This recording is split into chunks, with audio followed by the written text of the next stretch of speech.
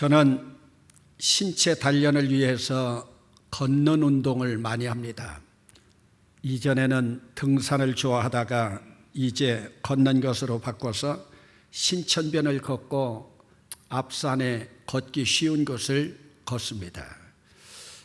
그런데 신천변을 걷다 보면 참으로 제가 부러워하는 사람이 있어요. 그건 누구냐? 걸으면서 돈을 버는 사람이에요. 그분은 걷기만 하면 돈을 버는 거예요. 여러분 누군 줄 압니까? 신천의 애완견 지도원입니다. 그렇게 신천 다니면서 애완견 견주가 법규를 어기는가 그것만 보는 거예요. 여러분 노동이라고 하지만 그것이야 무슨 단순 작업일 뿐이죠. 그렇다고 밤낮 애완견이 늘 나오고 있습니까? 육체 노동이라고 하지만 단순 작업에 불과해요. 여러분 우리는 시간을 내어서 일부러 걸으러 나오는데 그분은 걸으면서 돈도 버는 거예요. 그런데 그 직을 맡아서 일하는 사람 가운데 노인은 한 사람도 없습니다. 모두가 젊은 사람입니다. 아마 젊은 사람 그 일거리로 주는 것 같아요. 그런데 제가 관찰한 바로 보면은 그 직을 가지고 일하는 사람 가운데 걸음걸이가 활발하고 즐겁게 걷는 사람을 한 번도 본 적이 없습니다. 제 눈에 비친 그들은 세상 근심의 짐을 다 지고 마지못해 천근만근한 무거운 발걸음과 무표정한 모습이 전부였습니다. 그러면서 저는 왜 그럴까 한번 스스로에게 질문을 던져보았습니다. 그 해답은 바로 노동과 운동의 차이였습니다. 여러분 신천변에서 운동하기 위해서 시간에 짬을 낸 사람들은 자기에게 주어진 시간을 알뜰하게 관리하면서 운동하기 때문에 시간도 아깝고 이왕 하는 운동이니 능률도 올리겠다는 생각으로 운동을 하기에 활기차고 땀이 송글송글 맺히고 에너지가 넘치는 모습입니다. 그러나 먹고 살기 위한 방편의 노동으로 돈 버는 그 직을 맡아서 일하는 사람은 목구멍이 포도청이라고 하는 상황 가운데서 하기 싫은 일을 감당해내기 때문에 그럴 수밖에 없다는 생각을 해보았습니다. 여러분 오늘 우리의 일상의 모습은 아닙니까? 외국에 가보면 캐시드럴이라고 하는 커다란 대성당이 있는데 화려한 대성당을 짓는데 가담한 두 목수가 있었습니다. 그 성당 예배당을 짓는데 참여한 한 목수는 목구멍이 포도청이라 오늘도 이 일을 안 할 수 없구나 하면서 늘 일을 하면서도 원망과 불평으로 그 일을 합니다. 그런데 또 한 사람은 내가 부여받은 달란트를 가지고 하나님의 거룩한 성전을 짓는 이 일에 참여한 나도 거룩한 직을 가지고 있다고 하는 자부심을 가지고 똑같은 시간에 똑같은 돈을 받으면서 똑같은 이 일을 감당해 나가는데 한 사람은 기쁨으로 그 일을 감당해 나가고 또 한 사람은 원망과 불평과 투정으로 그 일을 감당해 나가고 있었습니다. 여러분 오늘 우리는 생계를 위해서 일하고 있는 나의 일도 마지못해 목구멍 포도청 채우기 위해서 일하고 있는가? 아니면 나 한 사람 때문에 그래도 지구의 한 모퉁이에 있는 대봉교회 공동체에 감동을 주면서 나 하나 때문에 다른 사람들에게 웃음을 주면서 살아가고 있는가? 우리가 생활하고 있는 이 모든 일들은 특별히 예수 믿는 우리에게는 우리의 마음과 자세가 얼마나 중요한지 모릅니다. 이것 가지고 내 인생이 행복하기도 하고 불행하기도 합니다. 여러분 오늘 본문이 이 말씀은 고난당하고 있던 초대교회의 모습을 그린 그림입니다. 특별히 이 베드로서는 초대교회 당시 박해받던 그리스도인들을 베드로가 지금 위로하면서 새로운 소망의 세계를 향해서 인도하기 위하여 쓰여진 책입니다.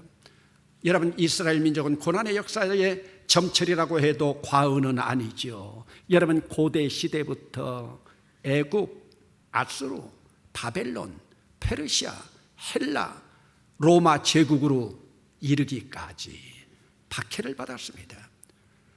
메시아이신 예수 그리스도가 이 땅에 오신 후에도 헤롯 가문의 왕들을 비롯해서 대로마 제국의 미치광이 네로에 이르기까지 기독교는 박해와 고난의 연속이었습니다.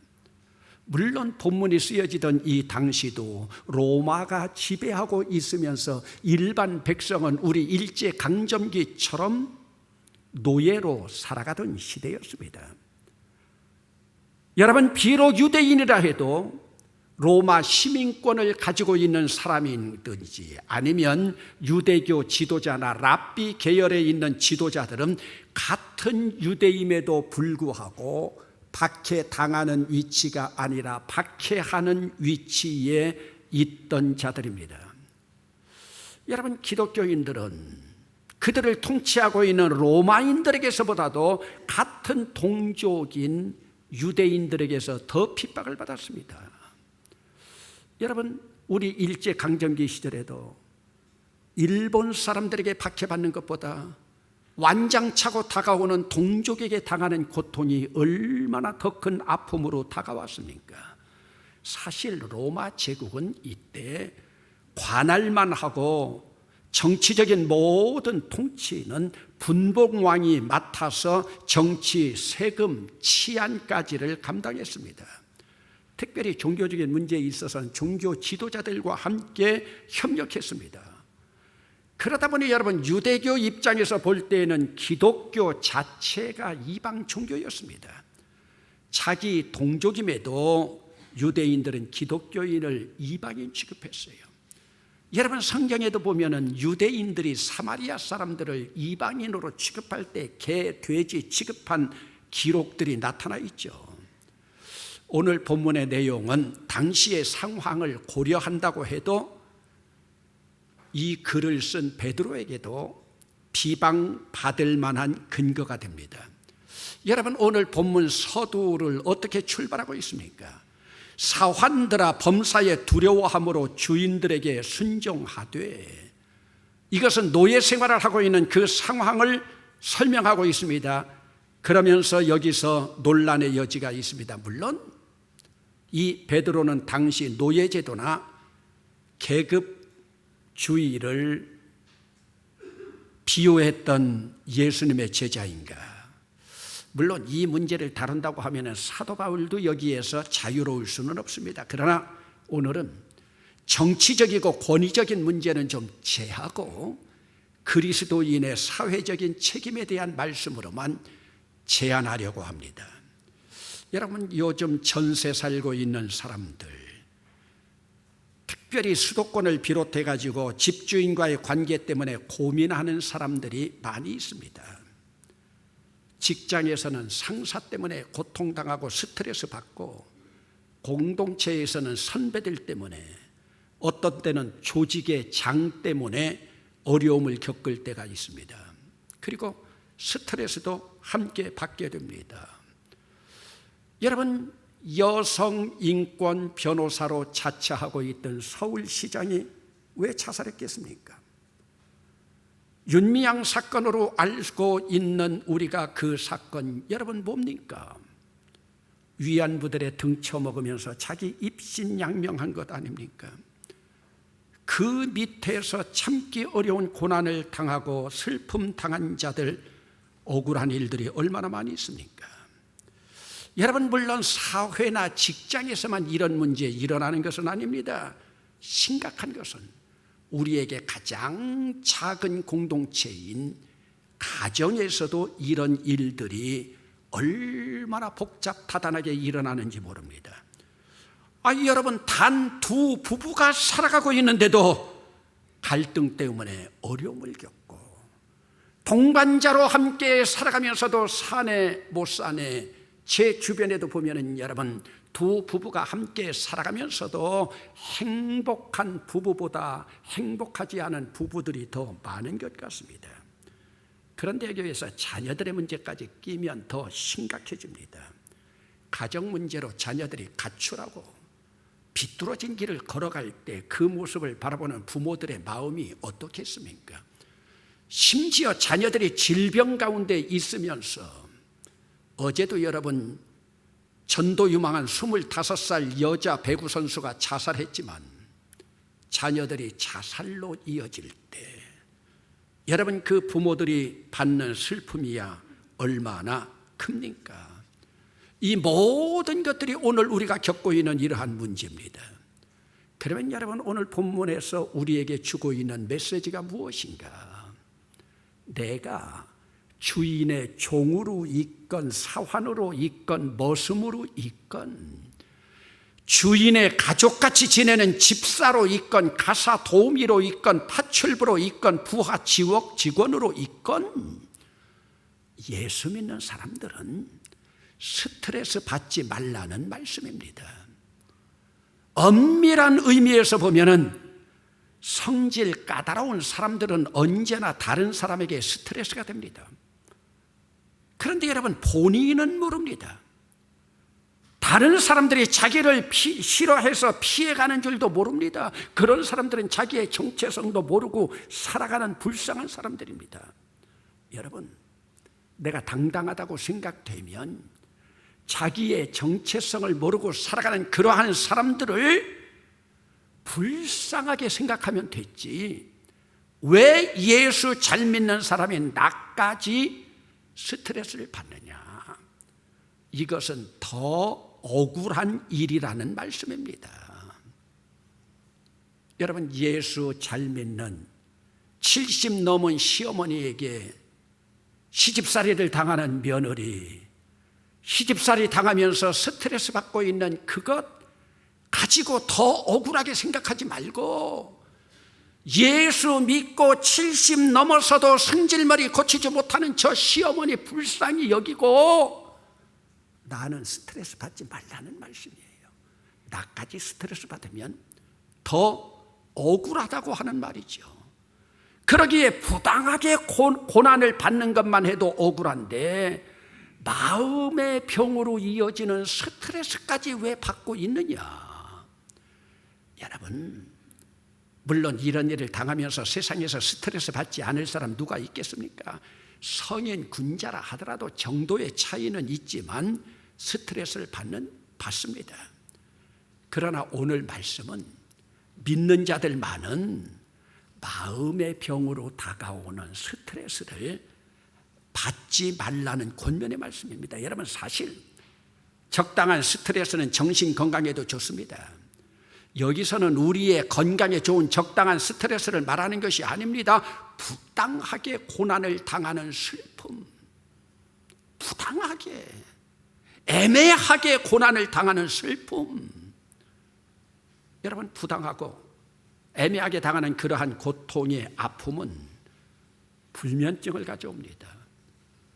불면증은 인간의 삶의 질을 떨어뜨립니다. 그리고 심하면 다른 질병을 같이 가지고 오면서 우울 증세까지 이어집니다. 여러분, 사실 우리 인간에게는 눈에 보이는 어떤 질병보다 눈에 보이지 않는 정신적인 질병이 더 심각합니다. 그러면 여러분, 현대의학에서 만병의 근원으로 생각되는 스트레스를 잡는 비결이 무엇입니까?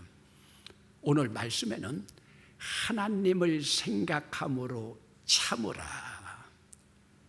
그런데 여러분, 사실 이 말씀은 현대 정신의학계에서는 반발하고 있는 주장입니다. 정신의학을 전공하는 의사들이나 아니면 상담 치료사들은 특히 암과 같은 그러한 질병에 걸리지 않기 위해서는, 아니면 또 자기의 정신 건강을 위해서 응어리를 이 속에다 쌓아놓지 말고 입으로 나오는 대로 다 토해내라고 가르칩니다. 다 토해내라고요. 여러분, 이전에 제 아내가 갑상선 암 수술을 받았는데 의사도 그런 이야기 하더라고요. 갑상선 감정을 조절하는 것인데 목사님이라 하더라도 목사님 앞에 다 토해내라고요. 그러고 나니까 여러분, 퇴원하고 나와서 제일 먼저 저에게 하는 말이 이혼하자고 그럽디다. 여러분, 그러면 우리는 다 토해낼 것이냐? 그러면 이 말씀은 고린도전서 13장에 나오는 사랑은 오래 참고, 또 고린도전서 13장 7절에 나오는 사랑은 모든 것을 참으며 사랑은 모든 것을 견디느니라. 여러분, 이 말씀과 충돌됩니다.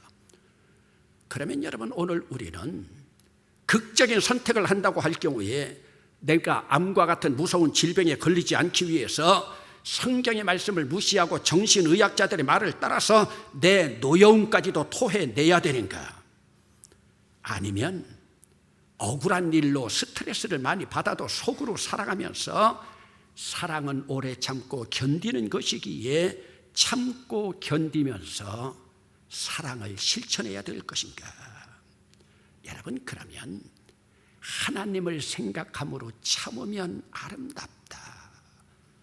이 아름답다고 하는 것이 무엇입니까?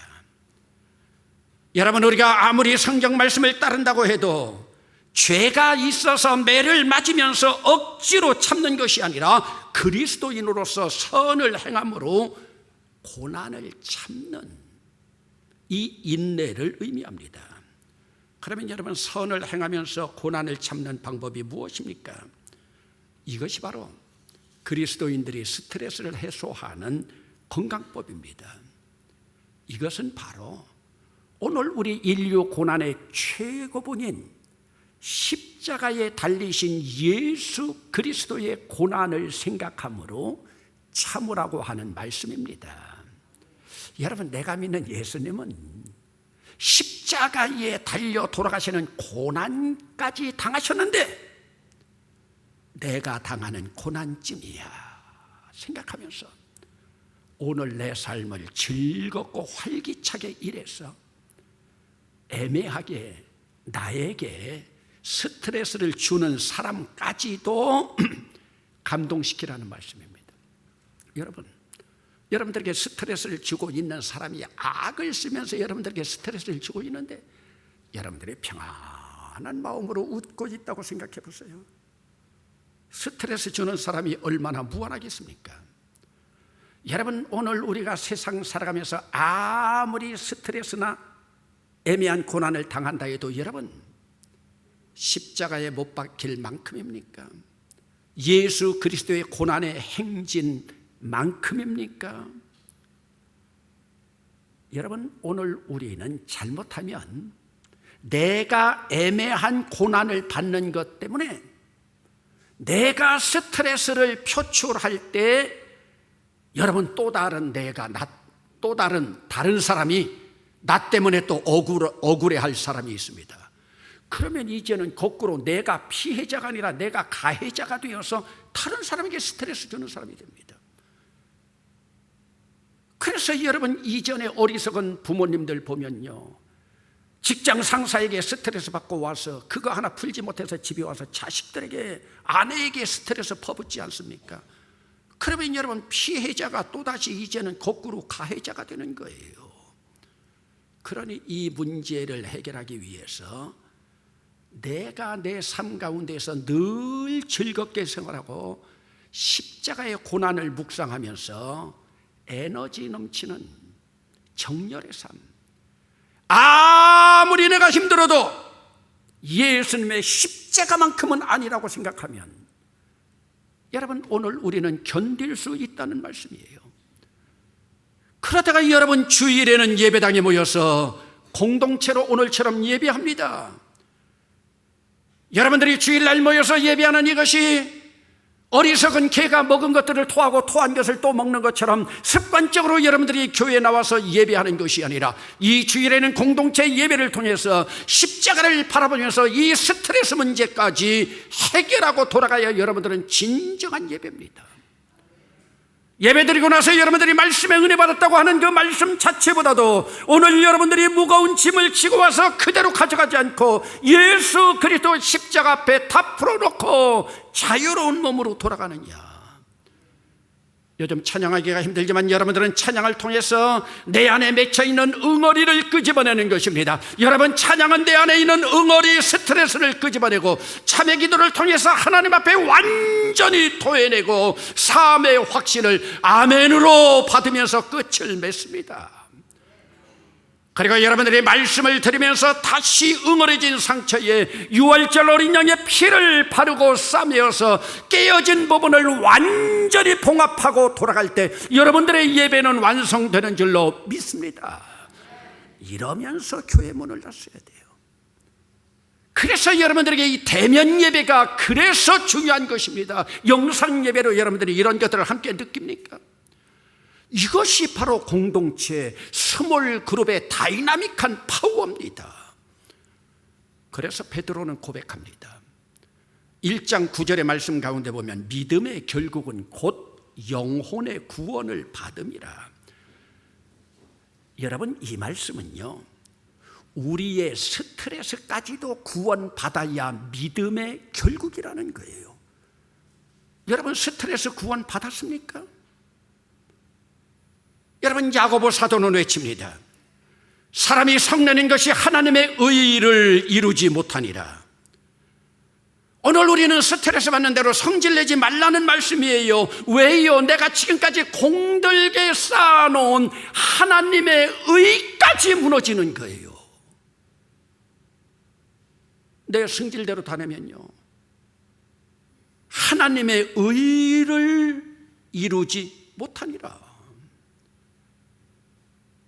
이 말씀은 오늘 우리가 아무리 심한 스트레스를 받아도 하루를 넘기지 말라는 뜻입니다. 사도 바울이 에베소 교회에 외치지 않습니까? 분을 내어도 하루 해를 넘기지 말아라. 여러분, 세상에서는 스트레스를 풀기 위해서 술을 마시면서 스트레스 준 사람을 질겅질겅 씹어대면서 신세 한탄을 하면서, 심지어 요즘 젊은이들 여러분 마약에까지 손을 대는 것을 보세요. 여러분, 지금 우리는 인류 역사 가운데에서 최고조의 스트레스가 달하는 시대를 살아가고 있다고 학자들도 평가하고 있습니다. 여러분들은 최고조의 스트레스를 살아가는 뽑힌 인류 가운데 한 분들이에요. 자만심을 가져야 돼요. 여러분, 코로나 바이러스 때문에 사망한 자들이요, 이전에 유럽을 휩쓸었던 패스트 질병으로 죽은 사람보다 수십 배입니다. 여러분, 코로나 바이러스로 죽은 사망자가 2차 세계대전에 죽은 전사자보다도 지금 더 많습니다. 여러분, 나도 모르는 사이에 우리 주변 환경 때문에 스트레스가 많은 시대를 맞아 또 여러분, 계절적으로도 1년 12개월 가운데 가장 짜증나는 무더위 열대야, 그리고 불쾌지수가 높은 8월을 맞습니다. 이럴 때 우리는 어떻게 살아가야 될 것인가? 여러분, 그래도 어차피 살아야 될 인생 아닙니까?